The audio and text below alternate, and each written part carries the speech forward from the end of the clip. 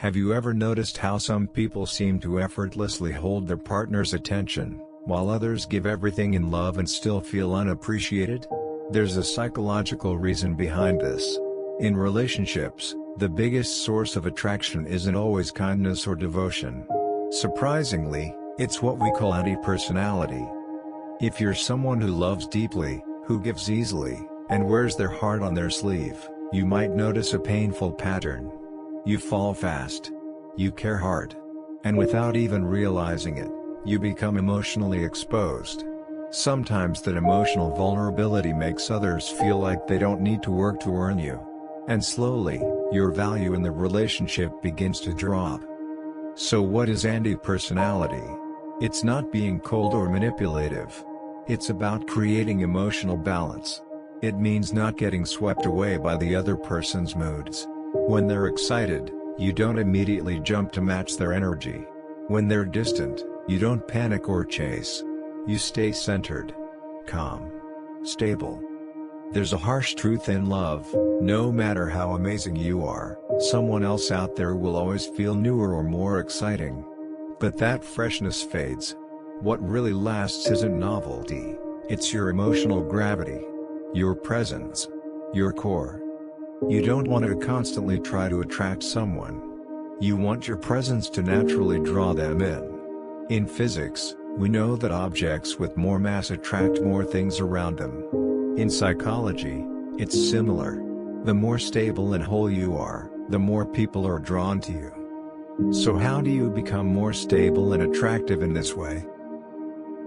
It starts with your sense of self-worth. Self-worth isn't about how you look or what you achieve. It's about whether you believe, deep down, that you are worth being cherished. That your needs matter just as much as anyone else's. You might be someone who always asks how he's doing, who puts his needs first, who bends and compromises hoping he'll see your value. But how often do you share what you want? How often do you express your own desires? Because real value doesn't beg. It doesn't overextend. It stands strong, and it speaks clearly. The problem is, many of us think love is about giving everything.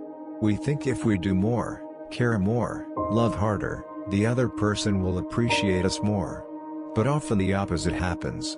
The more you do, the more invisible you become. And sometimes, you even start to believe that unless you constantly prove yourself, you're not worthy of being loved. That's when things get twisted. You start feeling proud of how much you sacrifice. You think, he can't live without me, or I'm so good to him, he has to appreciate me. But in reality, he might just feel drained. The pressure might make him pull away. Here's the truth: your worth is not decided by anyone else. It comes from you. If you want to be valued, you have to value yourself first. That means investing in your own growth. Building a life that's full and fulfilling even when you're alone. Because when you're not desperate for someone to fill a void, you become truly attractive. When you're not afraid of being alone, people are drawn to your confidence and self-possession. The more you learn to meet your own needs, the more others want to be around you. So, how do you show emotional stability in your relationship? First, you take responsibility for your own emotions. There's a powerful idea in psychology: whoever feels uncomfortable, that's the one who needs to change. If the house is messy and it bothers you, but not him, then you're the one who should address it, not because he's wrong, but because you are affected by it. Trying to change someone based on your discomfort is like forcing a child to wear a jacket because you feel cold. It doesn't solve anything. You feel controlling. They feel misunderstood. And both sides become frustrated. Next, stop pretending. Don't expect your partner to read your mind. Don't say "I'm fine" when you're not. If you want him to comfort you, tell him directly. Say, "I'm upset and I need you right now." Honest communication is healthy. It creates clarity. And it prevents resentment from building up in silence. Also, learn to appreciate rather than criticize. Relationships thrive on positive reinforcement. Everyone, deep down, wants to be seen and valued.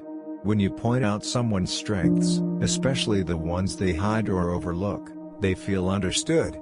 They feel closer to you. Criticism, on the other hand, often reveals the parts of ourselves we can't accept.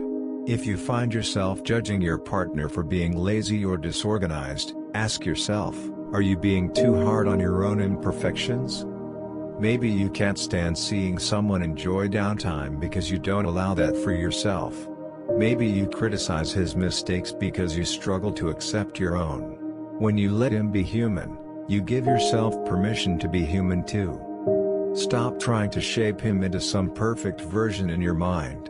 And stop forcing yourself to be perfect either. Love isn't about sainthood. It's about connection between two imperfect people. So if you're someone who's always giving, always trying, and still feeling like you're never enough, take a step back. Start building your inner foundation.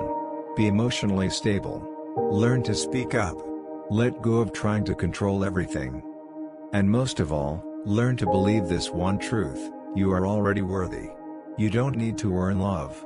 You just need to be yourself, fully and unapologetically. If you found value in today's video, make sure to like and subscribe.